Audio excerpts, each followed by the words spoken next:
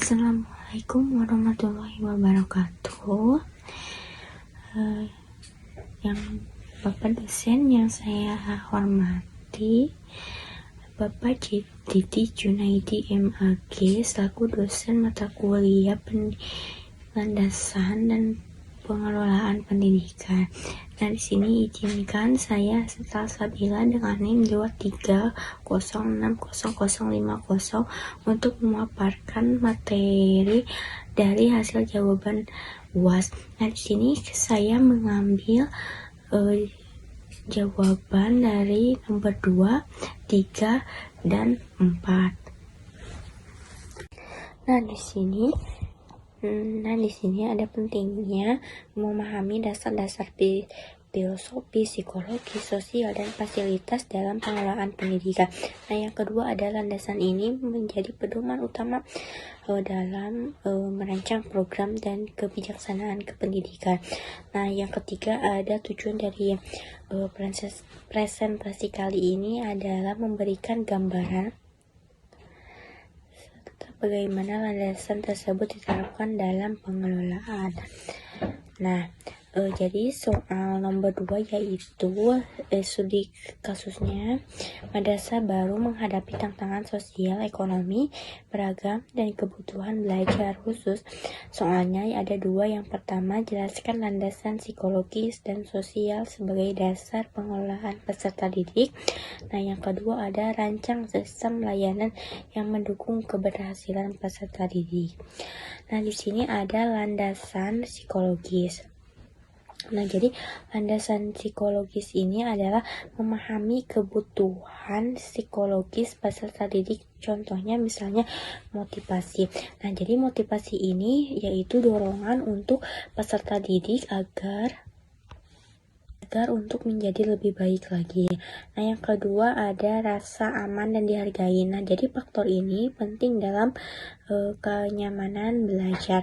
Nah, yang ketiga ada pendekatan yaitu penguatan karakter. Nah, di sini dengan membangun nilai-nilai moral, etika, yaitu konseling dan pengembangan diri yaitu dukungan psikologis secara personal.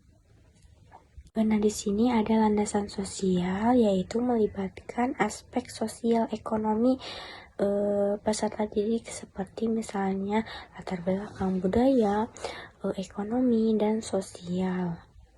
Nah, jadi landasan sosial ini yaitu melibatkan latar belakang budaya, ekonomi, dan sosial peserta didik. Nah, jadi pendekatannya ada inklusi yaitu melibatkan seluruh peserta didik dan diskriminasi. Nah, yang ketiga ada konsultasi sosial yaitu kerjasama dengan komunitas belajar. Nah, yang ketiga ada strategi implementasinya yaitu yang pertama ada membuat program personalisasi belajar. Nah, jadi program personalisasi belajar ini adalah pembelajaran dengan menyesuaikan kebutuhan individu.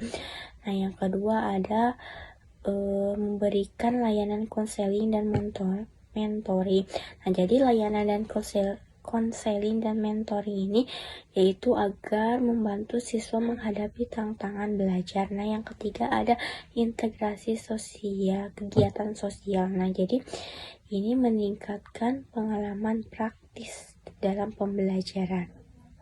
Soal nomor 3 yaitu studi kasusnya begini. Yayasan Kependidikan Cahaya Siliwangi ingin meningkatkan kualitas tenaga pengajar. Nah, soalnya yaitu landasan manajemen sumber daya manusia dan pengelolaan profesional. Nah, di sini landasan pengelolaan tenaga pendidikan dan kependidikan. Di sini ada landasan manajemen SDM. Yang pertama ada pengelolaan kompetensi dan motivasi tenaga pendidik. Nah, jadi pengelolaan kompetensi ini yaitu mengidentifikasi dan meningkatkan keahlian tenaga pendidik. Nah, yang kedua ada pengembangan profesional secara berkelanjutan, misalnya pelatihan micro teaching atau coaching. Nah, jadi di sini pengembangan profesional yaitu melalui pelatihan berkelanjutan seperti yang tadi sudah saya sampaikan, yaitu micro learning atau coaching. Nah, yang ketiga ada strategi pengelolaan. Nah, jadi strategi pengelolaan ini ada 3. Yang pertama ada menyusun program pelatihan dan pengembangan. Nah, jadi program pelatihan yaitu meningkatkan keterampilan mengajar. Nah, yang kedua ada memberikan insentif non-finansial seperti pengakuan dan penghargaan. Nah, di sini insentif non-finansial yaitu penghargaan untuk memotivasi tenaga pendidik. Nah, yang terakhir ada komunikasi efektif. Nah, jadi menjalin komunikasi efektif antara tenaga pendidik dan manajemen. Nah, yaitu membangun sinergi antara tenaga pendidik dan manajemen tersebut. Nah, yang ketiga ada tujuan, yaitu meningkatkan kualitas pengajaran. Jadi dengan dukungan optimal jadi kepada tenaga pendidik. Nah, di sini ada soal nomor 4 yang terakhir, yaitu studi kasusnya begini: sekolah di daerah terpencil dengan fasilitas terbatas. Soalnya yaitu analisis kondisi fasilitas dan rencana pengembangan.